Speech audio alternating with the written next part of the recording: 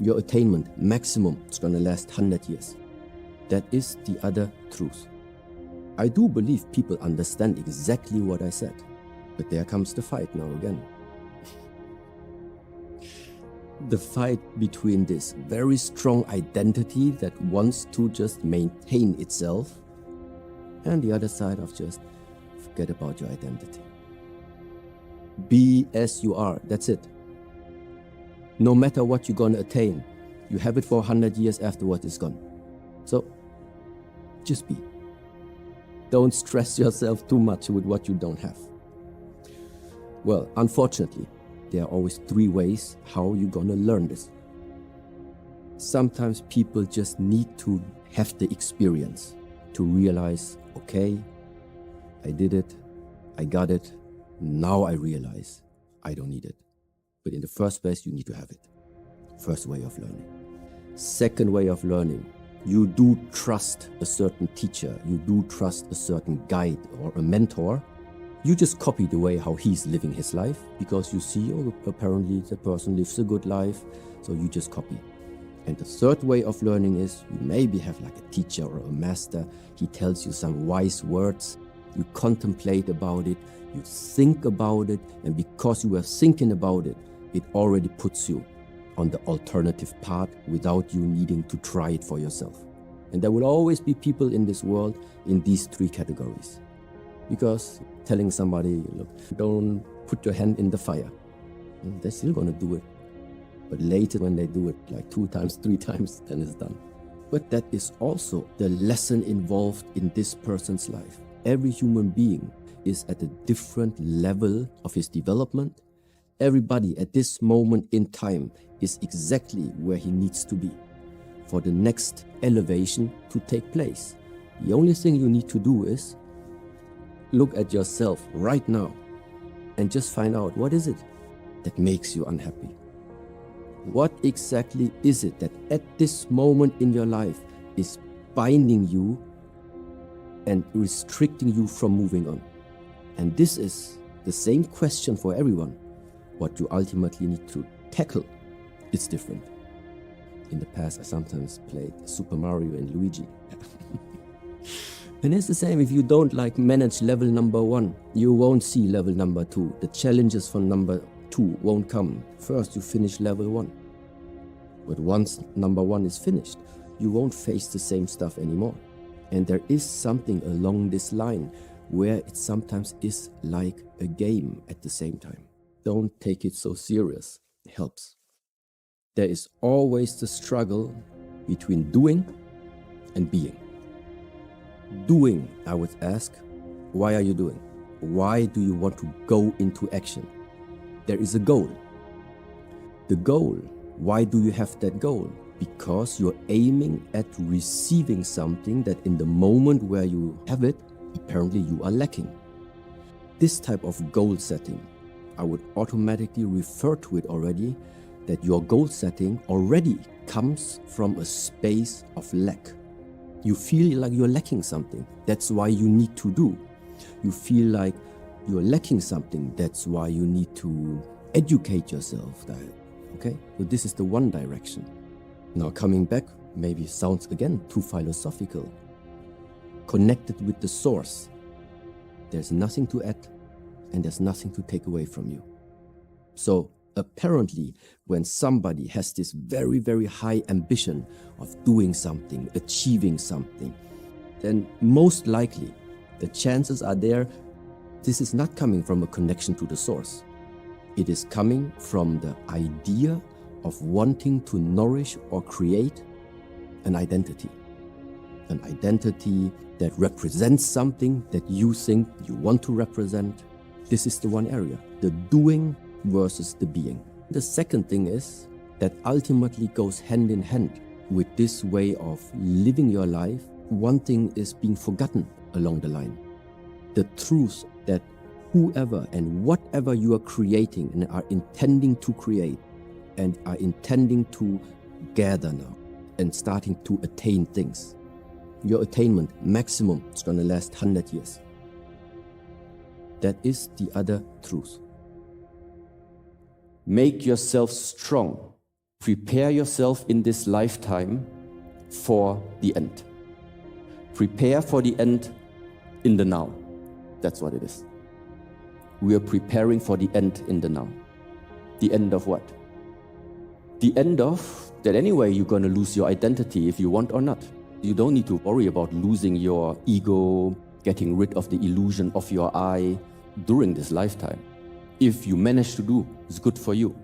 If you don't manage to do, it's going to happen anyway. But it's going to happen without your acknowledgement. Very rapidly, from one day to another, it's going to happen. And this is again the truth of the human being. What is the most difficult things for us humans to face if the status quo is changing too quickly? If we humans can prepare, everything's easy to take. If you have time to prepare for something, it's always more easy. If something comes too abrupt, too quick, it's difficult to take it. And this is why it makes sense. Prepare for the end. And I'm sorry that all of this sounds so depressive maybe. It's not. It only sounds depressive. But the great part is, something ends, something new begins. I think it's very, very obvious when you are suffering. You cannot sleep, you cannot focus, you don't have a smile on your face doesn't look healthy, your energy that you are expressing feels constricted. There is no openness, there is no lightness, there is some heaviness. There are many different signs how this suffering starts to express itself. It's a personal perspective everyone has to take, but it also goes hand in hand with your ability of can you see yourself? And there's only one way in order to see yourself. Let go of yourself and then you can see yourself. Without judgment, just see yourself. Look yourself in the mirror. This is a nice practice. Next time you're drunk or anything like this, stand in front of the mirror, look at you for 5 minutes or 10 minutes. You can also do it without alcohol and then look deep inside. Not only inside, also look at your skin, look at the scars in the face, look at the scars on the body. There is something about the expression, everything about you. There's a story behind it. Nothing on your body is there by coincidence. Looking at yourself and reading the history about yourself is something many people cannot do. And in Buddhist teaching, there's a nice saying. There are 3 things that can never be hidden: the sun, the moon, the truth. Whatever you have done in this lifetime, consciously or unconsciously, it's better to know of what has been done. Then you know who you are and you know what to adjust in order for you to move on into the future. If there are still too many things of the past inside of you that you don't even know about, what have you done? Things that are unresolved, is difficult to move on. The only way to move on is to unknot all the connections that you have established in the past. Unknotting all the karmic relations that you have established, consciously or unconsciously. It's not an easy thing to do. What do you mean by let go?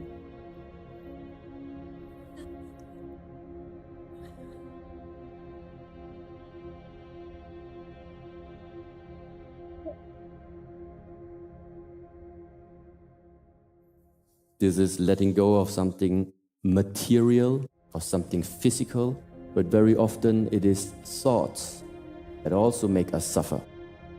It is something that you have here inside. It matters. If you wake up in the morning, what are you thinking when you wake up in the morning? And if you already wake up with conflict in the mind, with unsatisfaction inside the mind, wake up with a feeling of lack. I wake up, I have to do something quickly because I don't have it right now. Whatever it is. So running after something. Why do you chase anything? Because you're in a state of lack. Something's missing. If you would have it, why would you chase it? And now the question is, where does this lack come from? God is not putting you in this earth incomplete. afterwards, we start having ideas about how this life is supposed to be. If you're not successful, it's not a life. If you don't have many cars, it's not a life. If you don't have many friends, it's not a life. Well, no, this is all human ideas. You came to the earth right from the beginning. You have been complete. This is the alternative. At the moment, I would say it's just guiding to rethink. So what is the next way of what can people do? Rethink your life. Look at how is your life looking at the moment? How did you spend the last 5 years, 10 years? Do you maybe see some patterns in your life? Then you got the iPhone. Then you got the MacBook Pro, the big TV screen. Then the first car you had, a Volkswagen. Afterwards, you had a BMW. But there is a pattern behind there. Whenever you get what you want, you will realize that's not it. When do you start to realize the pattern that running after desires is not going to fulfill your desire? What you need is realization. What you need is wake up. Ask yourself, your satisfaction about life, is it based on a condition or not? Because this is what I would see right now. Everything that at the moment you want to have, always when you say, I need this in order to feel complete, I want this in order to feel complete, then it means your satisfaction about life is based on conditions. As long as I have many followers, I'm happy. As long as I have a family, I'm happy. As long as I have the car and the big house, I'm happy. The fact is, you do not have a guarantee. You do not have a security that at any point in time, you're gonna lose these things. First of all, latest, when the body falls apart, you're gonna lose them anyway. I cannot base my life on circumstances where I don't have influence on. And this is exactly what this life is about. Don't base your life satisfaction on circumstances where you have no influence on. If you have, well, then change them in a way that serve you. But there are many things we don't have. Then you are realizing your life is in your hands. Your responsibility is make sure that inside you are always full, or that you are feeling full. No matter what happens on the outside, nobody can take something away from you. Because the gift that has been given to you is the existence, is this lifetime in the first place. We already have been given the greatest gift of everything, existence. Now, don't let anybody interfere trying to take that away from you. So that means don't outsource the power of having your life in your own hands. Don't outsource this to external circumstances. Don't outsource it to the amount of messages you receive per day. Don't outsource it to the number of followers. Don't outsource it to how big the apartment is, how many cars you have. If you can afford it, do it. Just don't make that emotional and mental attachment. This is the part. It's not about how many cars you have. You can have a whole garage full with all the luxury cars. That's not a problem. The problem is how much are you identified with your possessions. The identification is the problem. To have a garage full and just use them and enjoy them, and when you drive and the weather is nice, then it's really nice. But then you put it back into the garage, you go eat your meal, and while you're eating, the car is gone. You're not thinking about the car anymore. It's gone, it's standing in the garage, finished. Now you just enjoy the meal. Attachment is the problem. It is a process. It is of rewiring. How have you lived your life until right now? How much did it serve you, the way of thinking until now? And how much also did it limit you? These are all things every individual has to ask for themselves. What is it from what you have heard until right now that in a way resonates with you? You observe this pattern in your own life. And ultimately, the only person who can do something about it, it's not me. You make the decision. Your life is in your hands.